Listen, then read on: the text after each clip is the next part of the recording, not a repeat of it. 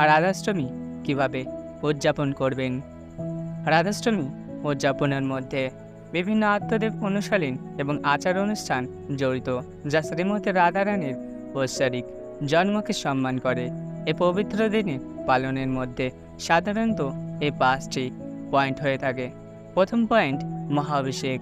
দুধ, দই, মধু, ঘি, গুড়ের জল এবং তাজা ফলের রসের মতো উপাদান ব্যবহার করে রাধাকৃষ্ণ দেবতার পবিত্র অভিষেক করুন। দেবতাদেরও নতুন পোশাক, সূক্ষ্ম গহনা এবং প্রাণবন্ত ফুলের মালা দিয়ে সজ্জিত করুন। দই নিবেদিত এবং আরতি। দেবতাদের কাছে ভোগ, পবিত্র খাবার উপস্থাপন করুন এবং আরতি অনুষ্ঠান করুন।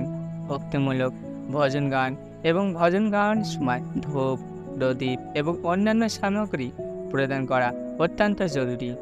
3, কীর্তন এবং ভজন। শ্রীমতী রাধারানী এবং তার ঐশ্বরিক বিনোদনের প্রশংসা করে কীর্তন এবং ভজন গাওয়ার সাথে জড়িত হন। এই ভক্তিমূলক গানগুলি উদযাপনের একটি অবিচ্ছেদ্য অংশ এবং আত্মধিক পরিবেশকে উন্নত করতে সাহায্য করে। 4, উপবাস এবং প্রার্থনা। ভক্তরা সাধারণত দুপুর পর্যন্ত উপবাস করে, তারপরে তারা দেবতাদের দেওয়া মহাপ্রসাদকে সম্মান জানায়। ভক্তিমূলক প্রার্থনা এবং রাধাকৃষ্ণের বিনোদন নিয়ে আলোচনারও আয়োজন করা হয়। 5, মিছিল এবং উৎসব।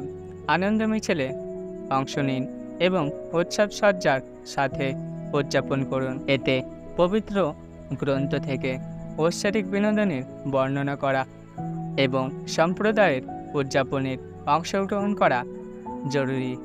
এই অনুশীলনগুলোতে অংশগ্রহণের মাধ্যমে ভক্তরা রাধাষ্টমীর চেতনাকে পুরোপুরি আলিঙ্গন করতে পারে এবং রাধারানীর ঐশ্বরিক আশীর্বাদকে তাদের জীবনে আমন্ত্রণ জানাতে পারে।